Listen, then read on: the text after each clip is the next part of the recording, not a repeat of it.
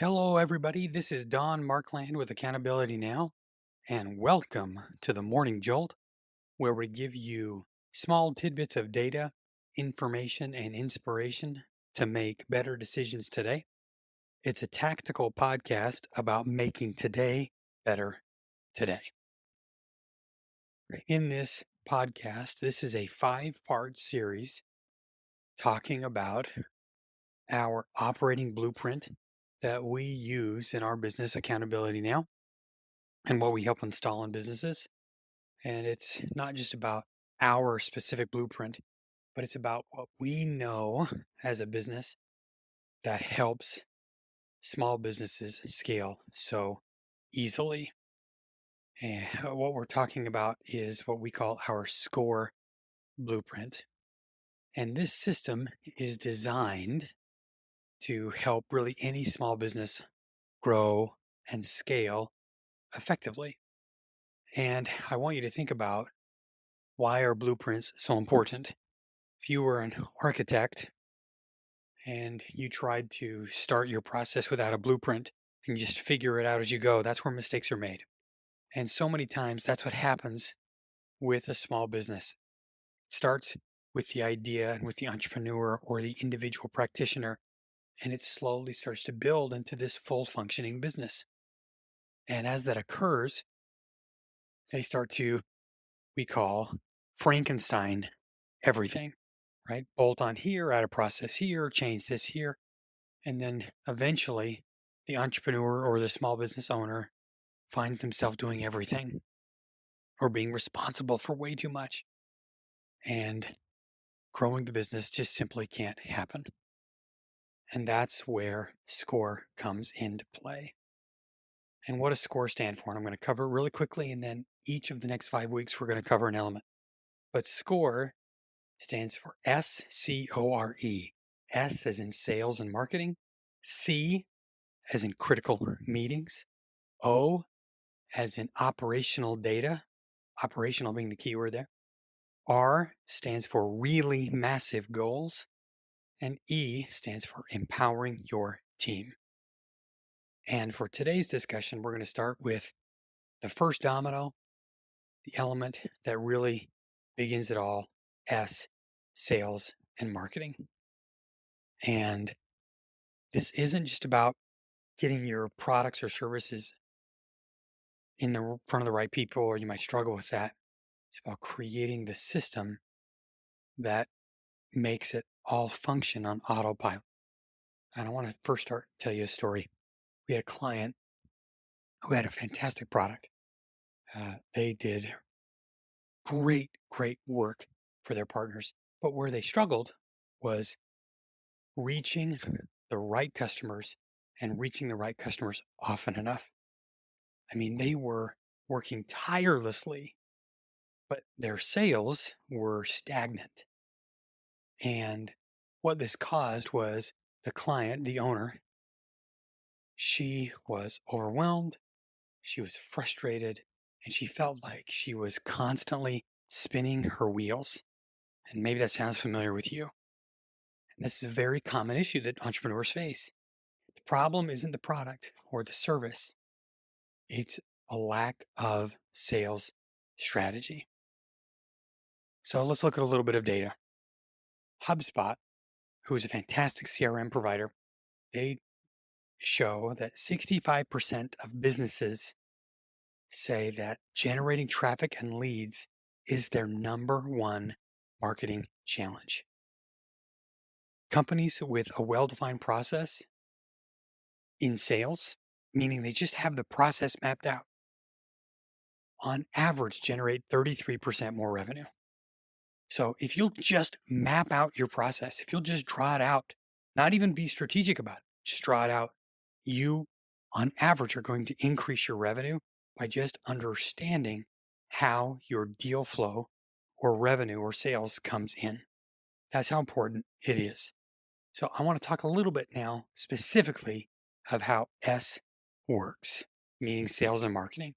First and foremost, you need to develop a sales strategy. I want you to go through the exercise of identifying your ideal customer. Use market research to understand their needs, understand their preferences, and take the time to figure out where are their congregation points. Where do they naturally meet and congregate? On what Facebook groups or what LinkedIn groups or what profiles do they already follow on social media?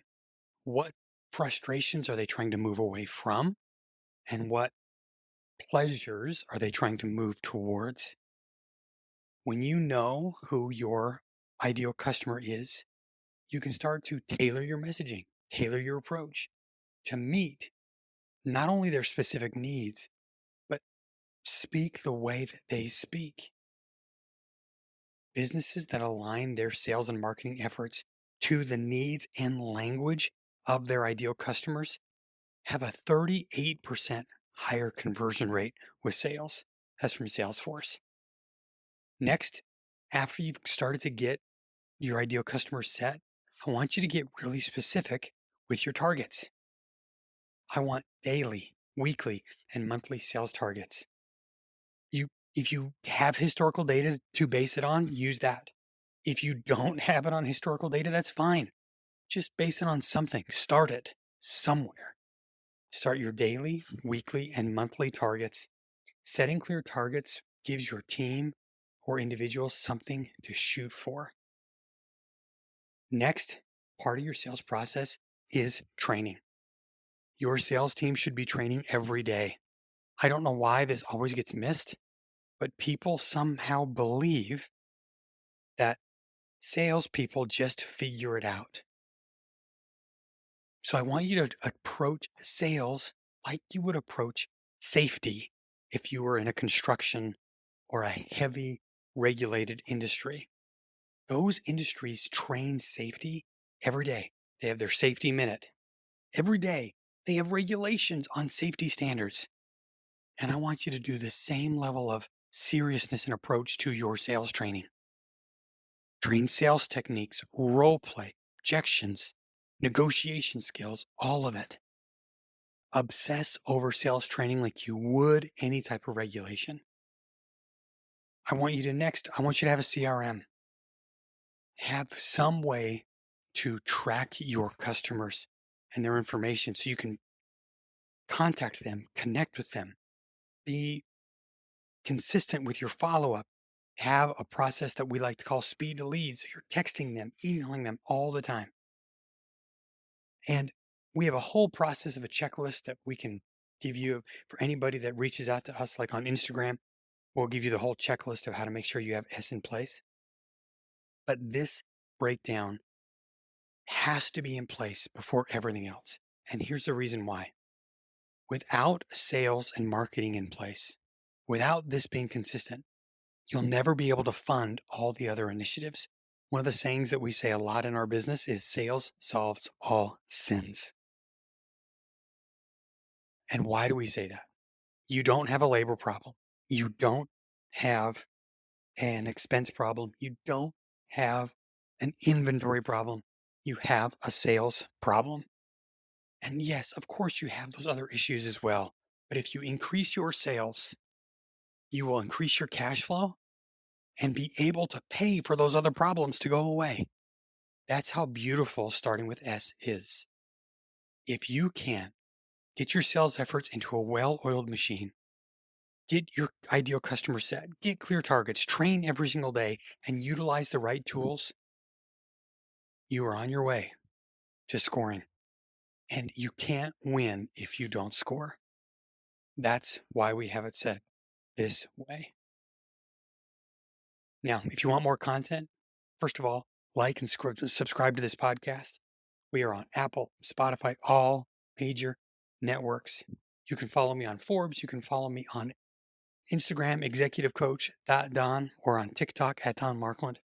You can go to our website, accountabilitynow.net, and check us out there. We are the greatest business coaching firm in the world. Check us out online. Thank you so much. And as always, this is your Morning Jolt.